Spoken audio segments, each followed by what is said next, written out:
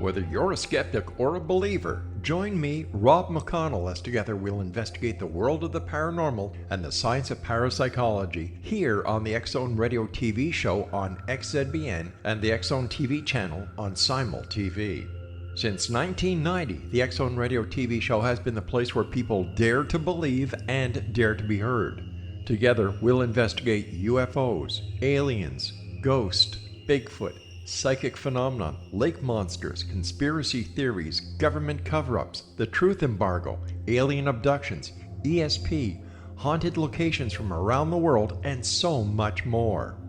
With over 28 years of broadcasting and more than 4,500 individual guests, the X-Zone is truly a place where fact is fiction and fiction is reality, as evidenced by the credibility, integrity, and professionalism of the guests that we bring to our international audience. If you have seen a UFO, had a close encounter, seen a ghost, Bigfoot, lake monster, or a story that you would like to share or have investigated, contact me, Rob McConnell, by sending me your email to xzone@xzoneradiotv.com, or you can call toll-free 1-800-610-7035, extension 143, and on Skype, X-Zone Radio TV.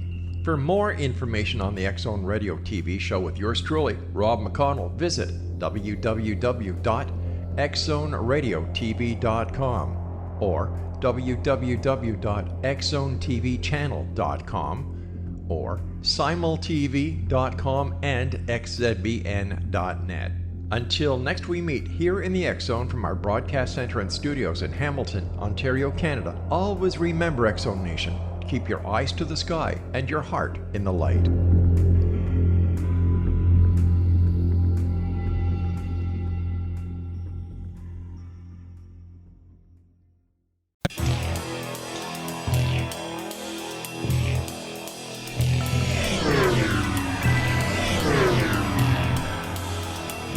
This is A Different Perspective with Kevin Randle. A retired U.S. Lieutenant Colonel, Kevin Randle has been studying UFOs for nearly 50 years. Kevin has investigated some of the most famous UFO cases in the world and has been consulted for dozens of documentaries about UFOs. Considered one of the leading experts into the Roswell UFO crash of 1947, Kevin has written more than 25 books about UFOs, including the recently published Roswell in the 21st Century. Now, here is the host of A Different Perspective, Kevin Randle. And welcome to A Different Perspective. And I am indeed Kevin Randle, as the intro said. I don't know what I hesitated there for, but I did. Before I bring on my guest, Dan Wright, who will talk to us about the CIA UFO papers, a couple of things I wanted to make mention of. There are some other fine programs about the paranormal on the X-Zone Broadcast Network. You can find that at xzbn.net, and take a look at the listings at the X-Zone website, and you'll find something I'm sure that will spark your interest. For those who are interested, I'll be in Roswell at this year's festival. I hope to interview some of the participants about their work and their theories. And I'm not going to say who I'm going to attempt to get because I haven't lined anything up yet, but there are a number of people I'd like to talk to, and we will be doing that live and in color from downtown Roswell, but of course you'll be hearing it on tape. So there you go. And if you do get down there for the festival, come around and say hi. And don't forget about the International UFO Reporting and Research Center. The website is www.uforrc.com, and you can report your UFO sightings there. And we're attempting to create a database that will, contain a little bit better information than we find in some of the databases that are out there. A way of looking at these things with a perspective of trying to determine exactly what's going on, if some of us don't already know. As I said, I'm joined by Dan Wright, the author of the CIA UFO papers. Dan Wright is retired from Michigan Civil Service, where he was a senior analyst and technical writer in the State Department of Social Services. In 1978, he joined the MUFON UFO Network, I don't have to describe what that is. Following his ascension to the Michigan State directorship of MUFON, he was further elevated to the International Board of Directors in 1986. He subsequently served 2 terms as MUFON's deputy director in charge of all North American investigations. He authored multiple chapters in the manual for investigative procedures for MUFON. He was instrumental in devising computerized case reports, and he conducted a 5-year study involving 300 cases of alleged alien abduction. In 1995, 1997, and 2003, he was selected to speak to members gathered at the MUFON International UFO Symposium, and in 2014, he published Winter Solstice, a novel shedding light on Islam and Christianity and corresponding Middle East and American politics, while introducing a superior non-human intelligence. Yeah, I was good. The reason I fumbled over that, folks, is because for literally decades, I have been criticized as being a fiction writer. And somehow that disqualifies me from legitimate UFO research. And yet, as I talk to more of the people in the UFO field, Bruce Maccabee last week, another one who has written science fiction novels. I think Nick Pope has, Nick Redfern has, and now we have Dan Wright, who's authored a novel. So I don't think that's a disqualifying statement anymore. If you write fiction, it doesn't mean you can't investigate UFOs. I don't know why it would be a disqualification, but some people think it is. Anyhow, Dan Wright holds a Master's of Arts degree in Political Affairs from the University of Illinois in Springfield. Dan Wright, welcome to A Different Perspective. Thank you very much. Glad to be here. That was quite a long introduction for me, and I'm mildly dyslexic, and that's why I stumble over these things periodically. So there you go. Now, you have authored a book, I think, with John Herzon about the CIA and UFOs. Yeah, actually, I was the sole author, but Jan Harzan being the international or the executive director of MUFON is officially a co-writer of this. Okay, and how did this book come about? Curiously, it was back in most of 2 years ago now, early 17. I read that the CIA had dumped 1 million pages of UFO materials onto its website. These were files that had previously been FOIA'd. They had been made declassified, but they were only housed at the National Archives in Washington. You had to go there personally and use one of their 4 desktop computers in order to see any of this stuff. Well, 3 days before Barack Obama's second term expired, and I'll always think that he was behind this, he had all these files placed on the CIA website so anybody could look at them at home. And I thought, what a wonderful and large project. So I called Jan Harzan to say, I would be, if you're setting up a team, I'd be willing to join it. And he said, no, actually, I haven't, but you're invited to.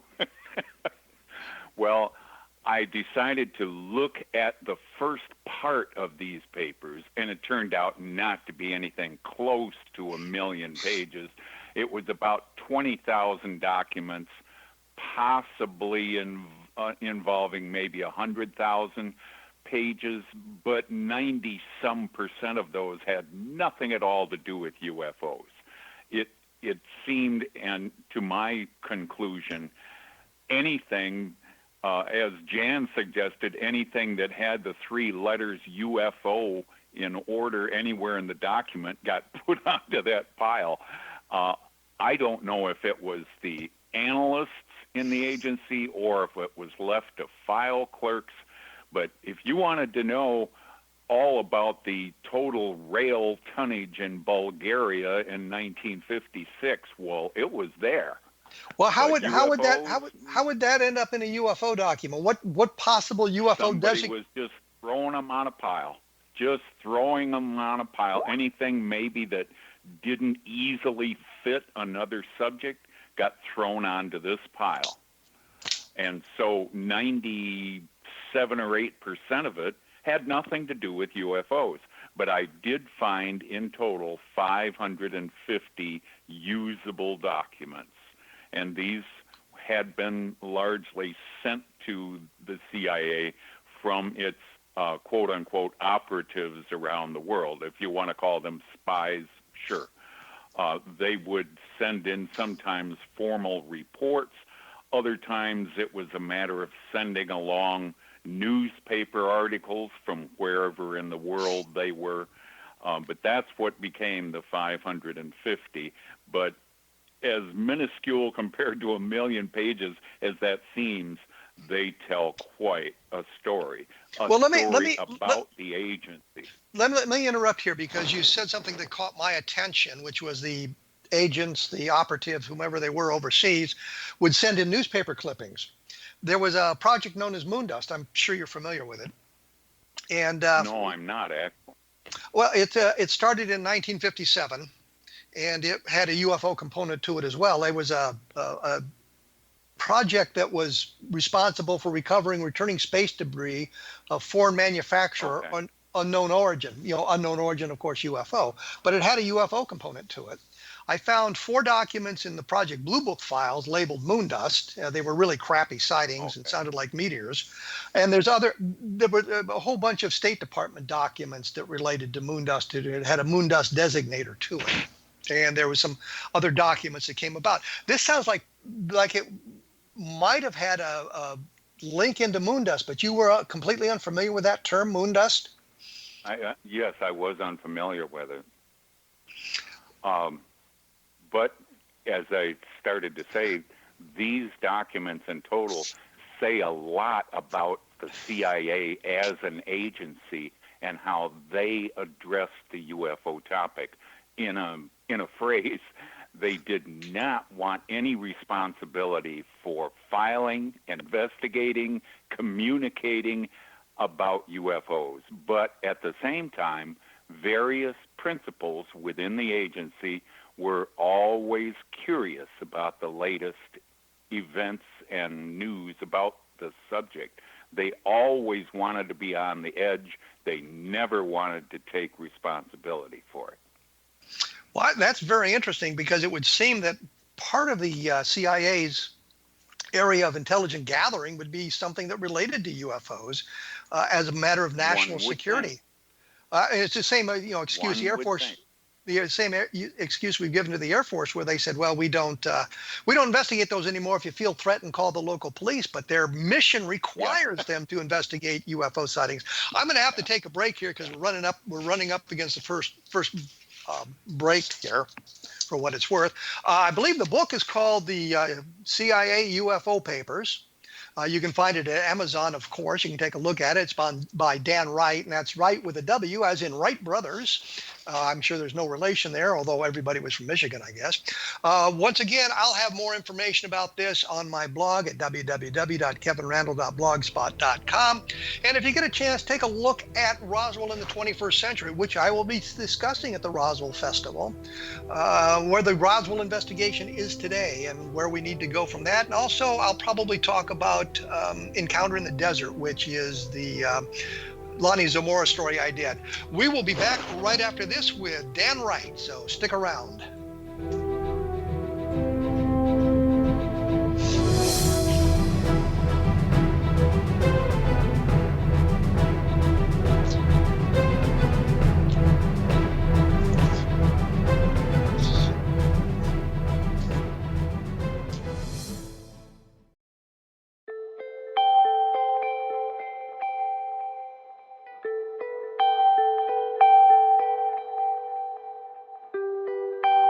It's hard to listen to the news without realizing we're living in volatile, unprecedented times. Yet never has there been such an opportunity to transform the human condition. As old structures fail, where can we find the guidance to co-create a better way? Find Your Path Home is an ever-evolving, leading-edge information, education, and healing resource center designed to support and guide you on your path to unity and enlightenment. Based on sound principles employed by shaman worldwide, we provide techniques that can support you through the current transitions. offering online shamanic classes, international long-distance shamanic healing sessions, complimentary Mission Evolution radio episodes and Stairway to Heaven TV vignettes, seminars, retreats, and much more. All of this can be found on findyourpathhome.com. So I was watching the X Zone TV channel last night when I was abducted by aliens, and they kept repeating to me over and over again, simultv.com, simultv.com. What's simultv.com? That's what I asked them. They had it written on the side of their UFO. How do you spell that? UFO. No, I mean simultv.com. simultv.com. simultv.com. Right. simultv.com. Interesting that you were abducted by aliens in a simultv.com UFO last night. Oh, yeah? Yeah. Now that you mention it, I remember now last night I was awakened from a deep sleep. My great-grandmother was standing there. She said she'd come from the hereafter to tell me about simultv.com. She even spelled it out for me. simultv.com, sonny boy. simultv.com. simultv.com, sonny boy. Wow. Yeah. Guys, you'll never guess what my psychic guru just told me. simultv.com. Exactly. Are you guys psychic too? Of course. We all know about simultv.com. simultv.com. I am here with Dan Wright, he of MUFON, and the book is the CIA UFO Papers, which is available everywhere, I guess. A correction there. Oh. It is not actually published yet. It will be in a few months. It's in final draft form now. Well, when we jump the gun here, well, everybody's getting a leg up on it, and they'll be looking for it when it comes out. It will be on Amazon, of course, and available through MUFON directly as well. Okay. Is there a website available? Will it be on just the MUFON.com. Okay, all right. When we left, we were kind of talking about the CIA's lack of investigation of UFOs, yet their interest in them. You said that developed through your research into the papers. You want to expand on that? Yeah, I was just looking at a note here from 1952 when its field representatives, the folks at Langley, Virginia, said there should be never any indication that the CIA had any interest in this subject. But of course, in saying that, you knew that they did. The CIA actually goes back, a proto-agency, as it were, goes back into World War II. A World War I hero and commander named Wild Bill Donovan was named in 1943 as a coordinator of information for Roosevelt. And then a year later, that was expanded into being the Office of Strategic Services. And Wild Bill was the director of both of those. And then in 1948, it was officially named the Central Intelligence Agency along with the National Security Council. They were before we go at the same. Before we go, I think we should point out that Bill Donovan also was a holder of the Medal of Honor. So he was. Indeed, and the Medal of Freedom. He has every major medal that was ever given by our government. And he was in a turf war with J. Edgar Hoover, because Hoover thought that the FBI should be doing some of the intelligence work in the United States and in the Western Hemisphere, and Donovan's work should be just overseas. So there was quite the turf war going on during World War II, which always amazes me. You know, we're so busy fighting ourselves that we sometimes forget who the enemy really is. But you were saying that Donovan took over. Well, he was not a director of the CIA, was he? Was he still around at that point? For a brief time, yes, he was. And then Roscoe. Then he dropped out, and it went through a number of hands. Well, wasn't Roscoe Hillenkotter one of the first directors? He was, but for only a matter of less than a year. And then he joined NICAP and became quite a stick in the agency's eye. Well, yeah. But I did want to Yes. I wanted to finish a point from a moment ago where I had quoted about continuing surveillance, that no indication of CIA interest or concern should reach the press or the public, and this is their reason, in view of their probable alarmist tendencies. If you heard today that the CIA was looking into UFOs, well, that would just about increase the believability by 1,000%. If the CIA is involved, there must be something to it. And that's the reason that they never wanted to be tabbed as UFO enthusiasts. And that's laid out in the papers that you've looked at? Yes. Okay. Yes. All of the stuff is direct quotes and paraphrasing of stuff I found in these documents. Were there any interesting sightings in the documents? Oh, heavens, yes.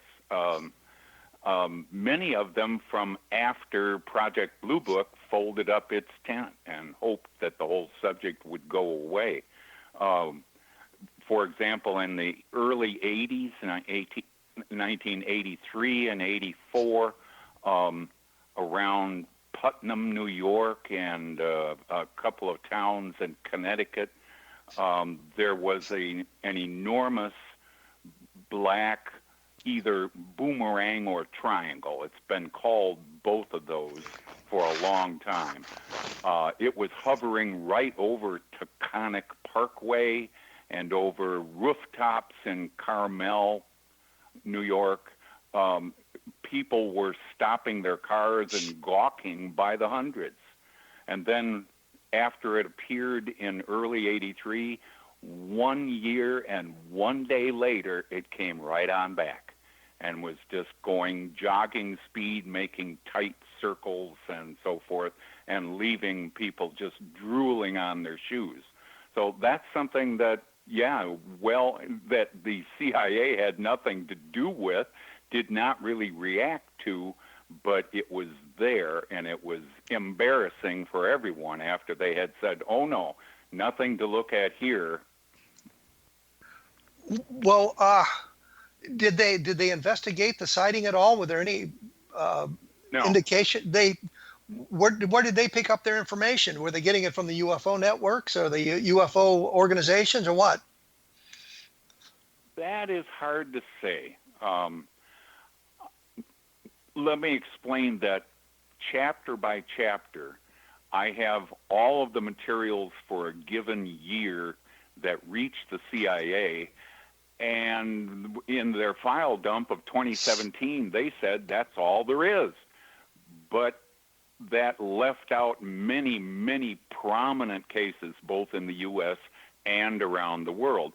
So I have used various sources, UFO encyclopedias and books by Good and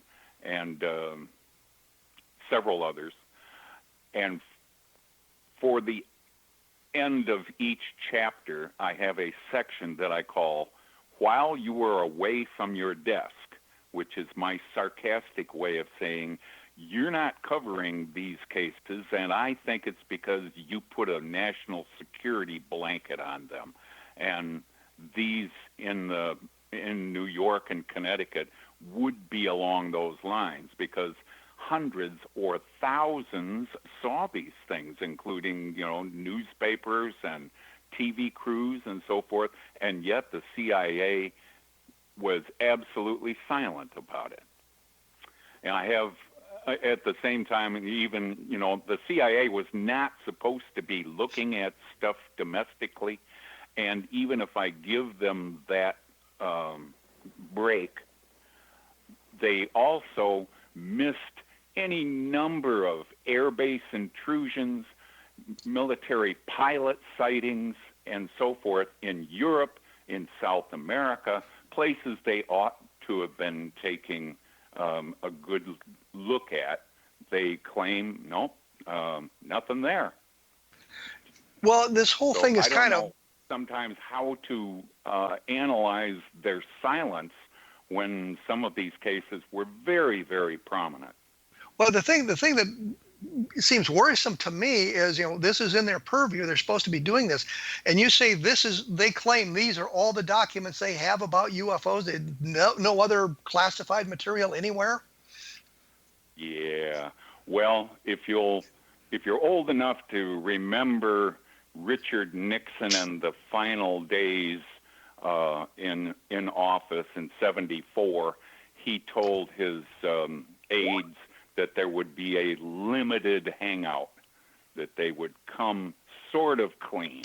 Well, I think that's what the CIA has done with UFO documents.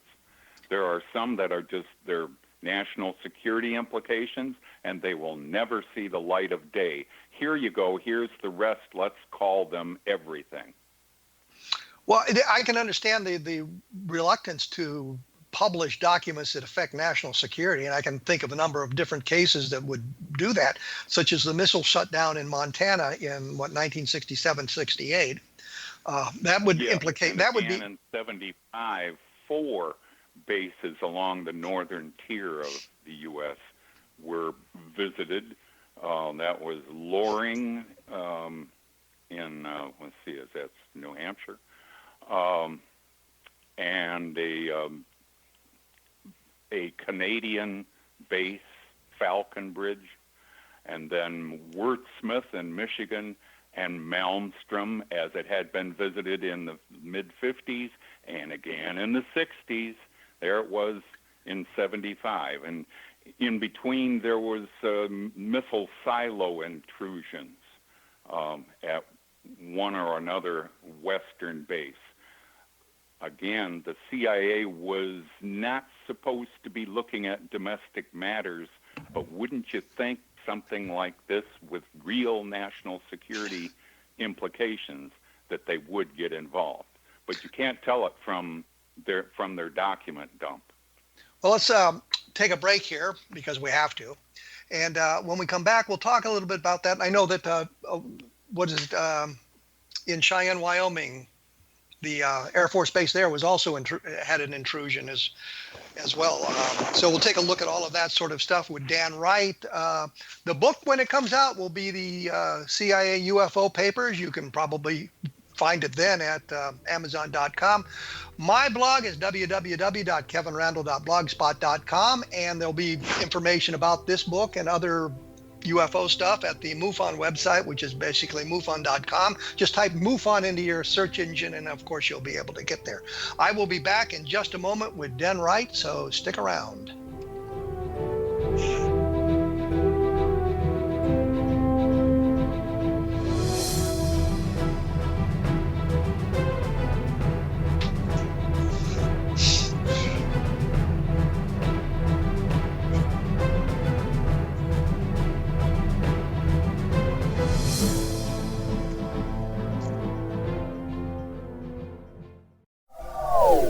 They are here, and they've been here for thousands of years, making their presence known in the shadows. They might be seen by a lonely motorist on a deserted road late at night, or by a frightened and confused husband in the bedroom he is sharing with his wife. But who are they? What do they want? Why are they here? Perhaps most concerning, has the government been aware of their presence all along? The new book by Ellie Marzulli, UFO Disclosure, the 70-year cover-up exposed, delves into the world of UFOs. Can full disclosure be soon? Order now and receive a free hour and 37-minute DVD on the UFO phenomenon. UFOs are real. Get both the book and the DVD, a $40 value, for only $19.99. To order your book and DVD today, go to lamarzulli.net. That's LAMARZULLI.net. Rob McConnell here, presenting an overview for Nicholas Paul Jennings, author of a fascinating book, Amen. It presents facts revealed by Egyptologists, facts that enable us to understand why Amen is the beginning of creation of God. It provides recommendations for religious leaders of the major religions to unify their beliefs and teach the Word of God. Love one another.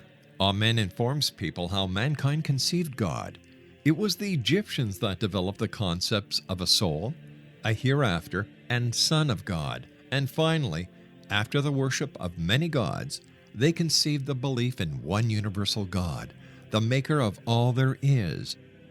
For more information, visit www.futureofgodamen.com. That's www.futureofgodamen.com. You have heard of the X Zone? Now watch it on Simul TV, plus 500 video games, live TV channels, free video on demand, worldwide, and more. Does this sound like tomorrow's television? Well, it is, but you can have it today, right now. It is Simul TV. Simul TV offers what the others only wish they could provide. 15 exclusive channels like X Zone, sci-fi, and horror. We are worldwide. No other provider offers that. 500 built-in video games. No need to have an extra expensive system. We have them included. Free video on demand. Live streaming events from around the world. Interactive online network, and much more. Tomorrow's TV today. Simul TV. Sound too good to be true? Well, it's not. You can have Simul TV today. Sign up at simultv.com. Do it today.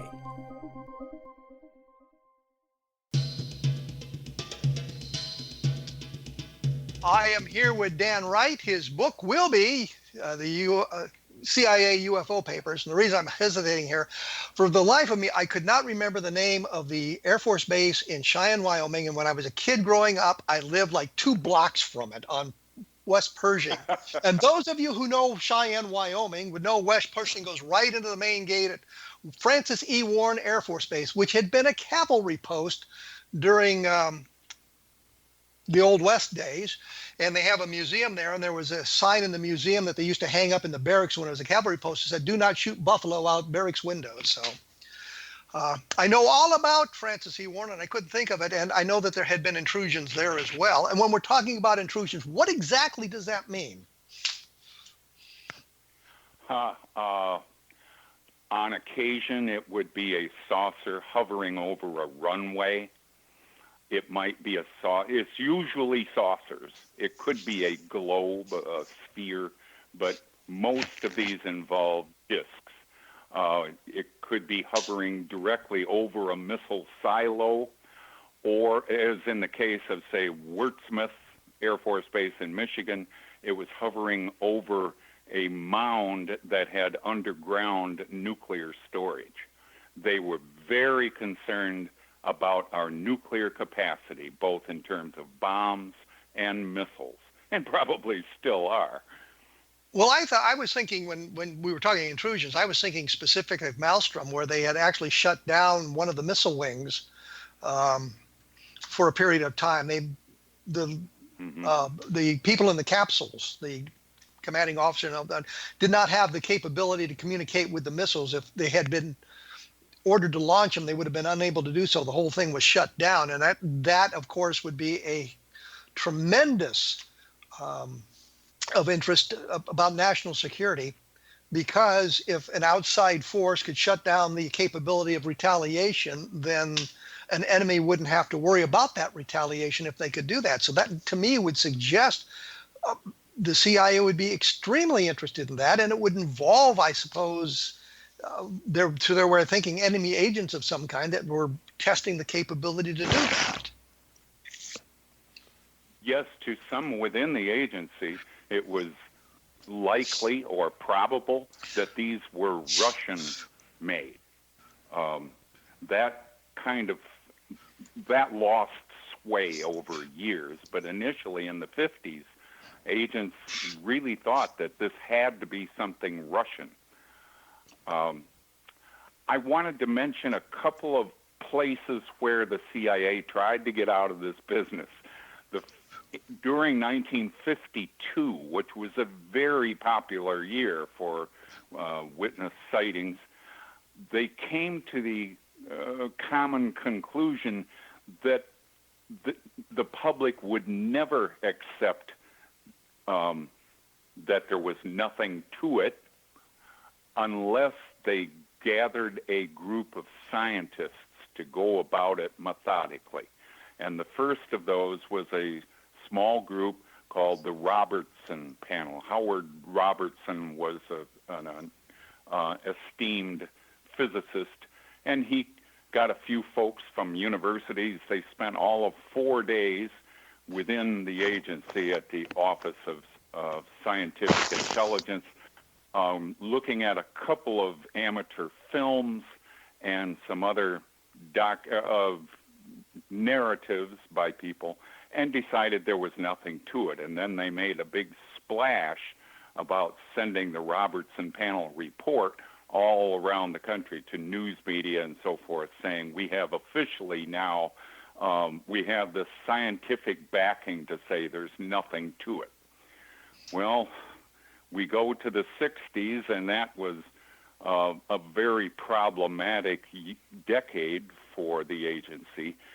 And by 66, the Air Force was complaining to the CIA that they couldn't get rid of this problem. They couldn't explain it away. No matter what they said, there would be occasional flaps of activity, and they really wanted to pass the baton. So another group was put together, and this became known as the Condon Committee. Condon was another physicist, and he got a few psychologists and a few physicists together, and they had a contract for 18 months and $325,000 to study this thing at the University of Colorado. Now, they had just barely gotten underway when Condon himself told a newsman, there's, from my take on this, there's really nothing to it, but I'm not supposed to make that decision for another year. Well, that told me where his perspective was. And so, again, in 69, they wrapped things up and said, or 68, and said there's no point in continuing to study UFOs. There's nothing to it. And the Air Force used that proclamation to end Project Blue Book. Well, actually, it goes a lot deeper than that. There was a letter from a fellow named Robert Hippler, who was an Air Force officer, lieutenant colonel, and I forget what office he was working for. He wrote to Robert Lowe of the Condon Committee and says, here's what we'd like you to do. And one of the things that we'd like you to say something nice about the Air Force investigation. We'd like you to say that there is nothing of scientific value that can be gained by further investigation. And we would like you to say that we should end the project, and then we can end the project and everybody will go away happy. And that's exactly what happened. And that was before any money was spent, any investigation was done, and you can see it throughout the report. And my favorite, very favorite case that they investigated in the Condon Committee was in the mid-1950s, and it was a sighting up in over the Atlantic Ocean near Labrador. And they concluded that it was a natural phenomenon so rare it had never been seen before or since. And I never think seen before or since, yeah. Yeah, absolutely. So rare. And I think, A, that could describe a flying saucer. But B, if it was a natural phenomenon, that would suggest that there was something of scientific value to be learned from further study of UFOs. It may not lead us to the extraterrestrial, but certainly there would be something of scientific value to be found. And so the Condon Committee was, as you say, was a way of I guess, convincing the public that there's nothing to UFOs and they should go on to do something else, right, that there was no interest in. When it had just barely gotten underway, when Robert Lowe, the infamous, told a gathered group of University of Colorado professors that the, quote, and he used this word, the trick would be to make it appear to the public that this is a group of open-minded, fair-minded scientists trying to look at a phenomenon, when in actuality we're all highly skeptical of it, and we have zero chance of ever finding a saucer in all this. So that was the second in command in the Condon Committee. This ended up with a revolt. 2 of the scientists were fired. The executive secretary walked out, and it was a great embarrassment that they really couldn't convince their own people that their cause was just. Was there any sightings that they looked at that maybe didn't make it into their final report, the Condon Committee's final report, the scientific study of UFOs, that the CIA was... at so little, I can't tell you if they did not look at some. There was one that was a minor league baseball manager was tending his field when he saw, I think it was maybe 2 saucers, and he picked up his movie camera and took film of it, turned it over to the Air Force, and when he got it back several months later, he got a very, very poor copy of what he had given them. Well, that was Nick Mariana. That was Nick Mariana in the 1950s. He took the film in Great Falls, Montana in 1950. Great Falls, yeah. And there was also a controversy about the length of the film that he turned over to him. He said it had been was substantially reduced. That the first part of the film where you could were clipped out of it. And the Air Force admitted that showed the vehicle at its clearest. Yeah. And the Air Force admitted to having removed one frame because the sprockets were damaged. But I think Barry Greenwood did a wonderful study of that and determined that there was several feet of footage that had disappeared before he got his film back. And the Condon Committee did look at that, and they looked at the Tremonton, Utah film, and but they avoided things like Levelland, Texas, where the thing interacted with the environment, and they reduced it to suggesting, well, we had a case where this woman claimed that her car had been stalled by the UFOs, and we went out and we magnetically mapped her car, and there were discrepancies in her story, so we didn't do anything with it. And I'm thinking, Levelland guys, you cannot dismiss Levelland because somebody else in 1967 told a different story. So it goes in that direction. We're coming up on our last and final break here, so we'll be taking that in just a moment. Once again, the book, when it comes out, when it is finished, by Dan Wright, is the CIA UFO Papers. And I learned about this by checking out Amazon. So there's at least, I think, some notes up there about it. My blog is www.kevinrandle.blogspot.com. And once again, I point out that the X Zone Broadcast Network has many great programs to deal with the paranormal, and I'm sure that there's going to be something that'll interest almost anybody on that list of programs at xzbn.net. So take a look at the listings at the website and tune in on some of those programs, especially my friend Larry Lawson, who does paranormal and ghost stories, which I find very interesting. We will be back in just a moment with Dan Wright and conclude our discussion of the CIA and UFOs and where things are going in the future. So please stick around.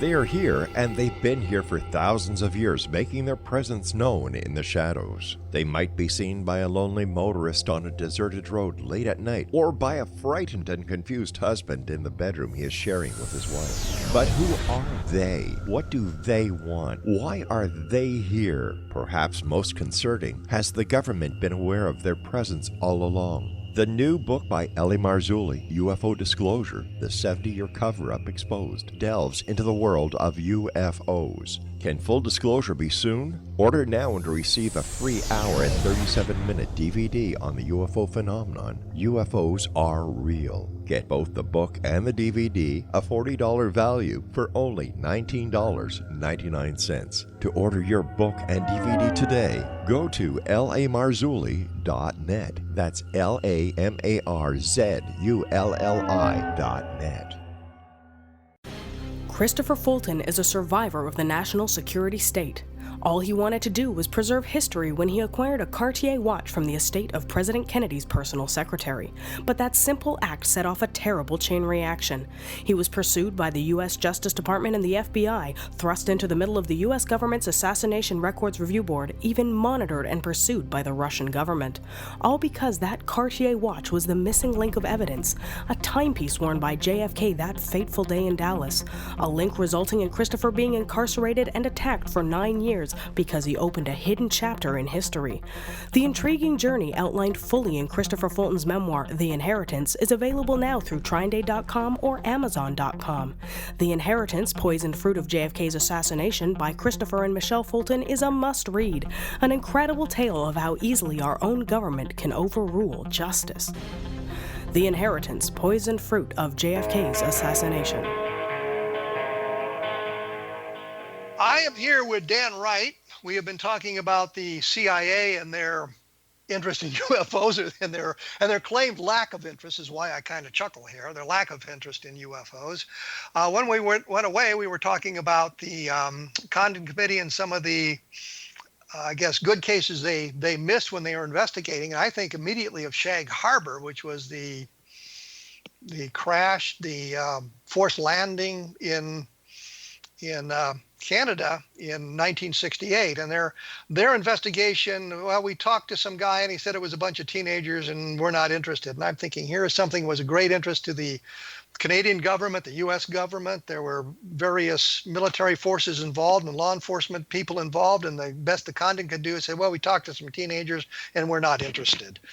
Did you see anything about anything like that in the papers that you looked at? No, not really.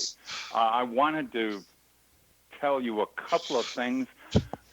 Twice in this century, there have been internal CIA documents that got mixed in with something that was going out the door, and in each case it was a manager type telling another manager, yes, we continue to have a strong interest in UFOs and we investigate very quietly, but the public can never know because of their tendency to panic if they thought we were involved.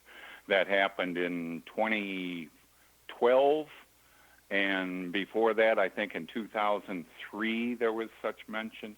So, and back in 76, they said that they had dropped interest in 52. But they're a quarter century later, half a century later, they're still at it. And these documents appear on the website? These are documents that I got off the website, yes, that this happened to be slipped in. The way things work. And you were going to say before I so rudely interrupted? I would regale your audience with my own personal encounter. I had two, but the first one was more colorful, I guess. It was 1978, and I was on a business trip with a colleague. She was driving. We were on an interstate in Michigan, I-94, when I saw something coming the other way beyond the oncoming lanes through the trees that didn't look right. The running lights did not look right. They would be violating FAA rules. So I shouted at the driver to stop the car, and she did. And as we were climbing out, it made a very tight left turn and moved directly over us, 200 feet or so over us, absolutely silent. There was a structured kind of piping on the underside, but it was like charcoal black, as big as, well, a 747 wingspan. This was what some people call a boomerang, others say a triangle, and I know why. It is like an isosceles triangle on two sides. The back side is not exactly a straight line. It's kind of indented to give you the sense of maybe a boomerang type shape, but it's closer to really an isosceles triangle. So it moved, at jogging speed directly over us, made a what I've often called a pirouette in a farm field next to the freeway. The turn was so tight, no conventional aircraft could ever do that. And again, it's going at walking speed, and then it stopped over a little clump of trees that the farmer had left in this field and stayed there for some 10 minutes. I saw another motorist off to the side who was watching it with his son, and as I was trading notes with him about how we came to see this, it slowly started gliding away some 50, 80 feet off the ground, and in a few more minutes, without speeding up, it was simply lost on the horizon. So, I had just gotten into MUFON 6 months before, but if there was anything that would keep my interest for a lifetime, it was that night, because nothing that we have could possibly duplicate the movements of this thing. And how big was it, did you say? Oh, I would say in feet, maybe 200-foot wingspan, about the size of a 747's wingspan. But it was all one solid black piece. There was no, they did have, there was a running light on the right and the left wingtip that were both red, and that's why it wouldn't pass FAA muster. But it moved so slowly that nothing we have would have a stall speed that slow. And that's what really convinced me, dang, there really is something to this subject. I guess I'm going to stay involved. And when did you say this was? 78, September of 78. So you didn't have your cell phone with you to take a photograph? The Hudson Valley sightings, those were in 83 and 84. Mine was a few years before, in 78, of the same thing. And you got a very good look at it, obviously. Very good look for long minutes, yes. Yeah, it was greatly impressive, my friend. And did this, of course, underscored your interest in UFOs? Yeah. Had I not had that experience and another one just a few weeks later with, I think, the same thing, I might well have drifted away. But this made such a gigantic impression on me that there was no way I could walk away from it. And since it was the 1970s, you had no cell phone with a camera. Oh, no. I didn't even own a camera at the time. Yeah, it would have been great to take a cell phone shot as you would today. Yeah, I have, and I wonder why we don't have more of those, but then I realize everybody's looking down at the screen instead of up in the sky, so that kind of explains that. So you were inspired to take a look at these millions of pages of CIA documents. You came to the conclusion that the CIA... it turned out to be thousands. But the CIA really has an interest in UFOs. They just don't want anybody to know about it because they fear that would, I guess, validate the UFO community. Yeah. And one other, we were talking about the file dump, as I called it, earlier on. What was impressive to me, not in a good sense, was that the agency, whether it was their file clerks or their managers or whatever, they did not file these in any kind of order, not chronological, not by subject matter. It was just dumped. So they had a place to put all this stuff, and eventually I think Obama made them cough it up just before he left office. But were there security markings on there? Were there security markings on there? Many of them, yeah. Secret, top secret? What was the security level? Both secret and top secret. So we're looking. I wondered why top secret was used. It didn't seem that sensitive. But many of them were just, they had official forms all around the world that their people would use to periodically send in reports on all manner of subjects. But and many of the paragraphs were redacted, blacked out. And what they would leave would be a little bit where the person talked about, well, over in the town of, a group saw a saucer last night that hovered over some trees. So that would be what I wanted to see. The rest of it probably did not pertain to UFOs. It was other secret matters. Well, I can tell you why they would classify some of the stuff top secret, and it's simply to restrict the people who have access to it. Because almost every military officer has a secret clearance. And so if you classify a top secret, you reduce the number of people who would have access to that material, and that would be the reason to do that. Well, listen, I'm out of time here. I've been speaking with Dan Wright. Dan, I thank you for taking time to chat with us about your upcoming book, the CIA UFO Papers, and your insight into It'll be out by the end of the summer, I'm sure. And as I say, it'll be, I think it'll be a fascinating book, given the sources that you'll be quoting there. So thank you very much for joining me on A Different Perspective. You bet. Have a good night. You too. Thank you very much. Next week, I'm going to be speaking with Dan Fenton. We're going to be talking about hybrid humans, and in the upcoming weeks, we'll be talking to Steve Bassett about disclosure, and finally Nick Redfern about his book. As I say, I will be in Roswell for the festival this year, and we're going to try to get some interviews taped down there for a broadcast here on A Different Perspective. Some of the people down there will be very fascinating, and I hope that we can get a lot of them on the record here talking about their experiences. And I'll be, of course, making a few presentations. And as I say, if you get down there, come by, say hello. I'll have a table. We can chat about UFOs and whatever you want. My blog is www.kevinrandle.blogspot.com.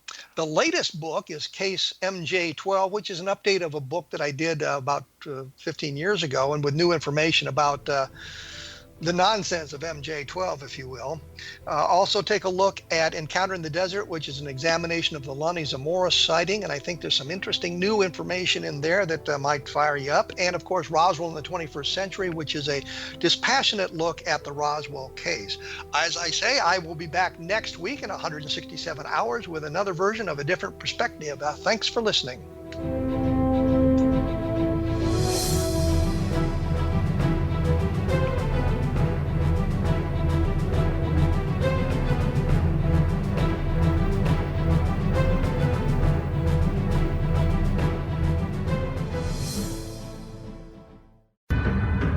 If you are looking for a safe, zero-calorie natural option to the harmful artificial sweeteners on the market today, Just Like Sugar is what you're looking for. Just Like Sugar is a wonderful natural alternative for those health-conscious people who choose a calorie-restricted diet with a great, pure, sweet flavor that tastes just like sugar. Just Like Sugar is a great natural option for people suffering from diabetes and may be useful in restricted diet programs where standard sugars are not allowed and does not cause a laxative effect of some other sweeteners.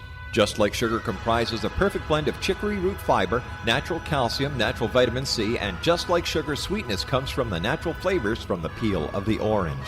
Just Like Sugar is a natural alternative to harmful artificial sweeteners and will change the way that you believe all natural sweetener products taste. Just Like Sugar is available at your local Whole Foods markets, Wild Oats markets, Henry's, Sun Harvest, and many other fine natural food stores in the U.S., Canada, and worldwide. They are here, and they've been here for thousands of years, making their presence known in the shadows. They might be seen by a lonely motorist on a deserted road late at night, or by a frightened and confused husband in the bedroom he is sharing with his wife. But who are they? What do they want? Why are they here? Perhaps most concerning, has the government been aware of their presence all along?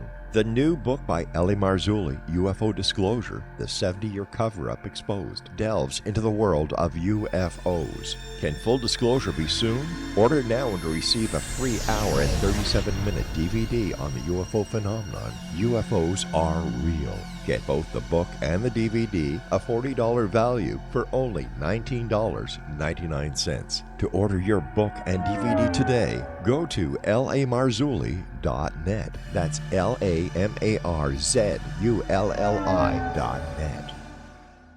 You have heard of the X Zone? Now watch it on Simul TV, plus 500 video games, live TV channels, free video on demand, worldwide, and more. Does this sound like tomorrow's television? Well, it is, but you can have it today, right now. It is Simul TV. Simul TV offers what the others only wish they could provide. 15 exclusive channels like X-Zone, Sci-Fi, and Horror. We are worldwide. No other provider offers that. 500 built-in video games. No need to have an extra expensive system. We have them included. Free video on demand. Live streaming events from around the world. Interactive online network, and much more. Tomorrow's TV today. Simul TV. Sound too good to be true? Well, it's not. You can have Simul TV today. Sign up at simultv.com. Do it today.